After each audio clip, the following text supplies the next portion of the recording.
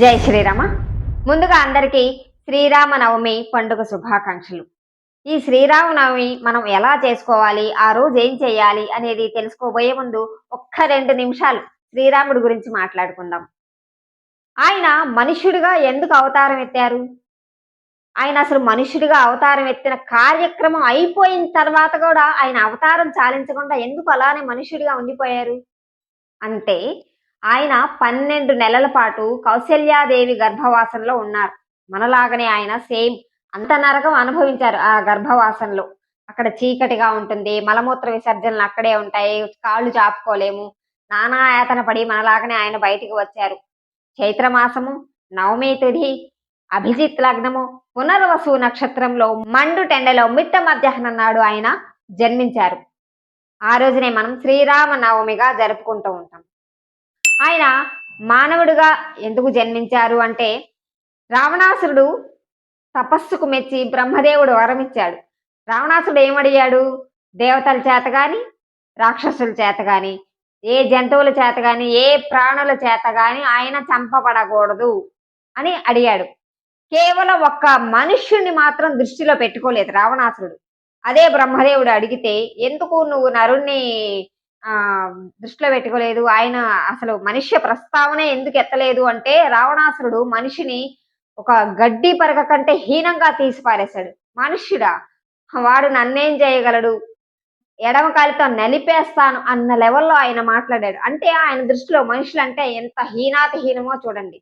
అందుకే శ్రీరామచంద్రమూర్తి ఒక మనిషి ఎలా జీవించాలి, ఎలా ధర్మాన్ని నిలబెట్టాలి అని మనందరికీ చెప్పడం కోసమే 1 కాదు 2 కాదు 11,000 సంవత్సరాలు రాజ్యాన్ని పరిపాలించాడు. రావణాసురుని సంహారం అయిన తర్వాత కూడా ఆయన మనందరి కోసమే అవతారం చాలించకుండా మనుషుడు ఇట్లా ఉండాలి అని చెప్పటం కోసం ఆయన ఈ మానవ అవతారంలోనే ఉండిపోయారు. రామాయణం ఒక మనిషి ఎలా బ్రతకాలో చెప్తుంది. శ్రీరాముడు అంటేనే ధర్మం. రామో విగ్రహవాన్ ధర్మ అన్నాడు సాక్షాత్తు ఆ మారీచుడు అంటే రాక్షసుడు. రాక్షసుడే ఆయన్ని ధర్మమూర్తిగా తెలుసుకున్నాడు. వివాహం అంటే రూపాంతరం చెందే వ్యవస్థ. అంటే అప్పటి వరకు మనం బ్రహ్మచారుడిగా ఉంటాం, తర్వాత వివాహం అయిన తర్వాత గృహస్థగా మారతాం. ఆ వ్యవస్థ ఒక విశిష్టమైనదిగా ఉండాలని ఆయన చెప్పారు శ్రీరామచంద్రమూర్తి. అందుకే ఆయన పుట్టినరోజు నాడునే సీతారాముల కళ్యాణం కూడా జరిపిస్తాం. ఈ సాంప్రదాయాన్ని భక్త రామదాస్ గారు భద్రాచలంలో మొదలుపెట్టారు. అదే సాంప్రదాయం మనకి ఇప్పుడు కూడా ఎప్పటికీ కూడా కొనసాగుతూనే ఉంటుంది. శ్రీరామనవమి నాడు మనం పూర్ణోపవాసం ఉండాలి. అంటే ఆ రోజు ఉదయాన్నే మన ఇంట్లో ఉన్న దేవతలకి పూజ చేసేసుకుని తీర్థప్రసాదాలు తీసుకొని అందరితో చక్కగా, అంటే ఇంట్లో ఉన్న పిల్లలు, భర్త వాళ్ళందరితో కలిసి మనం గుడికి వెళ్ళాలి. గుడికి వెళ్ళి అక్కడ సీతారాములకు జరుగుతున్న పూజని, అలాగే కళ్యాణ మహోత్సవాన్ని చూసి అక్కడ తీర్థ ప్రసాదాలు తీసుకొని ఇంటికి రావాలి. మరలా సాయంత్రం గుడికి వెళ్తే అక్కడ యుద్ధకాండలో మకుటధారణ సర్గ చదువుతారు. అంటే ఆయన పట్టాభిషేక సర్గ చదువుతారనమాట. అది ఖచ్చితం. ఆ రోజున శ్రీరామ నవమి నాడు మనం చదవాల్సింది శ్రీరామ పట్టాభిషేక సర్గ తప్పనిసరిగా చదువుకోవాలి. పండగ నాడు రాత్రిపూట ఏదైనా అల్పాహారం తీసుకోవచ్చు, తప్పులేదు. మర్నాడు దశమి నాడు మరలా ఇంట్లో పూజాది కార్యక్రమాలు అది చేసుకొని మరలా గుడికి వెళితే అక్కడ దేవుణ్ణి రథంలో ఊరేగిస్తారు ఆ గుడిలో. అది చూసినంత మాత్రం చేతనే దేవతలు సంతోషిస్తారు, మనకి కూడా ఒక మంచి ప్రయోజనం కలిగిస్తారు. శ్రీరామనవమి నాడు మనం సీతారాముల కళ్యాణం చూసిన తర్వాత ముఖ్యంగా మనం చేయవలసింది ఏంటంటే, ఆ తలంబ్రాలని మన తల మీద వేసుకోవాలి. దీనివల్ల 3 ప్రయోజనాలు ఉంటాయి. దేవతలు సంతోషిస్తారు, అలాగే మనకు ఐశ్వర్యం ప్రాప్తించడమే కాకుండా ఐశ్వర్యం పెరుగుతుంది, అలాగే సంతానం లేని వారికి సంతాన భాగ్యం కూడా కలుగుతుంది. దశమి నాడు రథయాత్ర చేసిన తర్వాత అందరం కలిసి భోంచేస్తాం. ఇక్కడ మనమందరం ఒకే చోట కలుసుకుంటున్నాం. ఎక్కడ కలుసుకుంటున్నాం? గుళ్ళో కలుసుకుంటున్నాం. గుళ్ళో కలుసుకుంటున్నందువల్ల ఒక ఆధ్యాత్మిక ప్రయోజనం కూడా ఉంటుంది.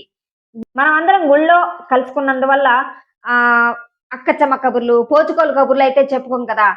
మనం అందరం దేవుడి గురించే మాట్లాడుకుంటాం. ఆహా, ఆ సీతారామ లక్ష్మణులు విత్ హనుమ ఎంత బాగున్నారు అని అక్కడి నుంచి మొదలుపెట్టి రామాయణం ఇదంతా మనం మాట్లాడుకుంటాం. అప్పుడు ఏమవుతుంది, మనం అందరం దేవుడి గురించే మాట్లాడుకుంటున్నాం. ఈ కలియుగంలో కావాల్సింది ఏంటి? దేవుడి నామస్మరణ చేయటం. దేవుడి గురించి మాట్లాడుకోవటం. దీనివల్ల మనకి మోక్షం గూడా సంప్రాప్తిస్తుంది. శ్రీరామనవమి నాడు పూర్ణోపవాసం ఉండడం, దశమి నాడు అందరం గుడికి వెళ్లి అక్కడ భోంచేయటం.